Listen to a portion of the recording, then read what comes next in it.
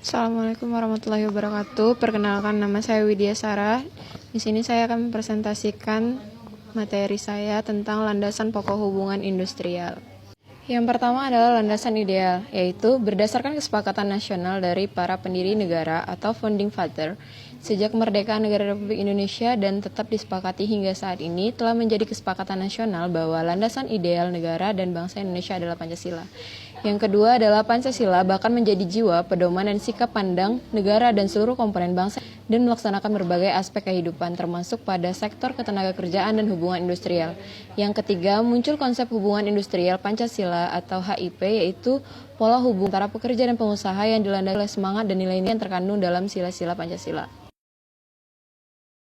Hubungan industrial Pancasila, semua HI harus bernafaskan satu ketuhanan yang Maha Esa, dua kemanusiaan, tiga satuan, empat musyawarah mufakat, lima keasial.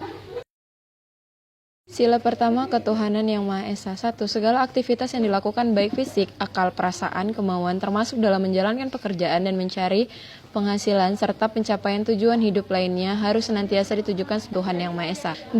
Bekerja dan berusaha bagi pekerja dan pengusaha tidak hanya memiliki dimensi ekonomi yang bertujuan untuk memenuhi kebutuhan dan kepentingan hidup, tetapi juga memiliki dimensi-dimensi yang lain, yaitu untuk menjaga dan mengembangkan keseimbangan sosial, menjaga kelestarian alam dan lingkungan serta ibadah dan pengabdian kepada Tuhan yang Maha Esa. 3. Dalam menjalankan pekerjaan maupun dalam melaksanakan hubungan industrial harus diciptakan keseimbangan tiga arah, yaitu 1. Keseimbangan dengan sesama manusia, 2. Keseimbangan antara manusia dengan alam dan lingkungan, 3. Keseimbangan antara manusia dengan Tuhan Sang Khalik. Sila kedua, kemanusiaan yang adil dan beradab. 1. Perusahaan tidak hanya memanfaatkan tenaga kerja untuk kepentingan produksi dalam hubungan antar pengusaha dan alami dan manusiawi. 3. Faktor-faktor alami dari manusia seperti keterbatasan dan kelelahan fisik dan mental, interaksi sosial, menjaga dan melindungi dari risiko-risiko fisik, mental, dan sosial. Sila ketiga, Persatuan Indonesia. 1. Kehadiran pekerja dan pengusaha keduanya memiliki andil berdasarkan modal kemampuan masing-masing. 2. Interaksi antara pekerja dengan pengusaha terwujud karena satu sama lain saling membutuhkan dengan berbagai keunggulan yang dimiliki, sehingga memudahkan pencapaian tujuan organisasi serta pemenuhan kebutuhan dan kepentingan masing-masing. 3. Pola hubungannya tidak bersifat vertikal, tetapi hubungan yang bersifat kemitraan atau partnership dengan tiga kerangka kerja, yaitu mitra dalam proses produksi, mitra dalam keuntungan, mitra dalam tanggung jawab. Sila keempat, kerakyatan yang dipimpin oleh hikmah kebijaksanaan dalam permusyawaratan perwakilan. 1. Pentingnya peranan demokrasi dalam hubungan industrial. 2. Mengoptimalkan perlibatan pekerjaan dalam pengambilan keputusan. 3. Musyawarah untuk mufakat melalui negosiasi yang bersifat persuasi dan akomodasi. Sila kelima, keadilan sosial bagi seluruh rakyat Indonesia. 1. Hubungan antara pekerja dan pengusaha harus dilandasi oleh asas keadilan. Salah satu aspek dari keadilan adalah harus ada keseimbangan, yaitu keseimbangan antara hak dengan kewajiban. 2. Konsep keseimbangan dalam hubungan industrial menggambarkan keseimbangan yang proporsional. Proporsional di sini maksudnya bahwa beserta hak yang diperoleh harus sesuai dengan besarnya kewajiban yang dihasilkan. 3. Keseimbangan dan keadilan tidak hanya berlaku pada tatanan hubungan vertikal antara pekerja dengan pengusaha, tetapi juga pada hubungan horizontal. Ciri-ciri hubungan industrial Pancasila: menganggap pekerja atau buruh bukan hanya sebagai faktor produksi tetapi sebagai manusia yang bermartabat, meyakini dan mengakui bahwa bekerja bukan hanya sekadar mencari nafkah saja, namun sebagai untuk pengabdian manusia kepada Tuhannya, sesama manusia, masyarakat, bangsa, dan negara, dan melibatkan bahwa antara pengusaha dan pekerja atau buruh bukan dalam perbedaan kepentingan melainkan mempunyai kepentingan yang sama untuk kemajuan perusahaan. Konsep hubungan industrial Pancasila atau HIP merupakan bentuk hubungan kerja yang dianggap mampu menjamin kepentingan pengusaha maupun para buruh dan juga dianggap menjamin stabilitas pembangunan nasional melalui sektor, yaitu pekerja, pengusaha, dan pemerintah. 2. Sebagai realisasi, pemerintah dan legislatif di dalam upaya pencapaian tujuan tersebut menetapkan upah minimum regional serta membentuk 1. Lembaga triparti yang bersifat otonom pada tingkat nasional atau regional dan sektoral. 2.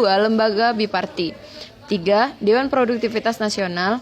4. Dewan Keselamatan Pekerja dan Kesehatan Kerja Nasional. 5. Dewan Penelitian Pengupahan. 6. Kesepakatan kerjasama yang mengandung perjanjian antara serikat kerja dengan pengusaha mengenai hak-hak dan kewajiban di antara mereka. Landasan strategi. Strategi merupakan pola pikir dan pola tindakan dari seseorang atau organisasi yang merupakan kerangka hasil pilihan yang menentukan sifat, arah dan tujuan atau visi jangka panjang yang akan dicapai dengan senantiasa memperhitungkan faktor-faktor lingkungan baik lingkungan internal maupun lingkungan eksternal. Indikator pencapaian tujuan strategi dalam konteks hubungan industrial dapat diukur dengan mengajukan pertanyaan sebagai berikut. 1. Sudah terlindungikah para pekerja di Indonesia dari berbagai risiko yang mungkin timbul dalam menjalankan kewajibannya sebagai pelaku produksi barang dan jasa? 2. Sudah sejahterakah para pekerja di Indonesia dalam arti untuk memenuhi kebutuhan hidup layak sehingga mampu memenuhi kebutuhan diri dan keluarganya? Landasan konstitusional, yaitu landasan konstitusional dalam penyelenggaraan pembangunan sektor ketenaga kerjaan di Indonesia diatur secara eksplisit di dalam batang tubuh Undang-Undang Dasar 1945 Pasal 27 Ayat 2 yang berbunyi, setiap warga berhak atas pekerjaan yang layak bagi kemanusiaan. Karena secara eksplisit diatur di dalam Undang-Undang 1945, maka pasal di atas merupakan salah satu hak sipil atau hak konstitusional atau constitutional right bagi seluruh warga negara Indonesia yang dijamin oleh konstitusional. Landasan operasional. Landasan operasional pembangunan ketenagakerjaan diatur melalui Undang-Undang Nomor 13 Tahun 2003 tentang ketenagakerjaan, yaitu Undang-Undang Nomor 14 Tahun 1969 tentang ketenagakerjaan. Di dalam undang-undang ini diatur berbagai aspek ketenagakerjaan yang bersifat komprehensif secara periodik, yaitu tatanan pre-employee meliputi perencanaan tenaga kerja, pelatihan kerja, penempatan tenaga kerja, serta perluasan kesepakatan kerja. Perencanaan tenaga kerja diatur dalam pasal 7, pelatihan kerja pada pasal 9, penempatan ketenaga kerjaan diatur pada pasal 31, perluasan kesempatan kerja dapat diketahui dalam pasal 39, 40, dan 41. Tatanan during employment meliputi hubungan kerja, perlindungan kerja, hubungan industrial, kebijakan pembinaan, pengawasan penyidikan, serta ketentuan pidana. Dalam hubungan kerja dapat terjadi 1. Perjanjian kerja waktu tertentu atau PKWT, perjanjian kerja waktu tidak tertentu atau PKWTT, 2. Perjanjian pemborong, 3. Perjanjian kerjasama, 4. Peraturan perusahaan. Tatanan post-employee mengatur tentang keputusan hubungan kerja, pesangon, dan jaminan sosial tenaga kerja. Ketentuan untuk mem-PHK pekerja diatur dalam Undang-Undang Ketenagakerjaan Nomor 13 Tahun 2003, yakni 1. Harus ada syarat merupakan penetapan dari Lembaga Penyelesaian Perselisihan Hubungan Industrial, Pasal 151 Ayat 3. 2. Ada alasan kesalahan berat, Pasal 158 Ayat 1, kesalahan ringan, Pasal 161 Ayat 1. 3. Memenuhi prosedur tertentu, Pasal 14 Ayat 1 dan 2, Kapmen Nomor 150 Tahun 2000. Landasan yuridis. Hukum perdata merupakan landasan bagi proses perikat yang bernama perjanjian kerja untuk terwujudnya hubungan pekerja dengan mengacu pada Kitab Undang-Undang Hukum Perdata atau KUH Perdata buku 4.7a tentang perjanjian kerja. Sekian dari presentasi saya.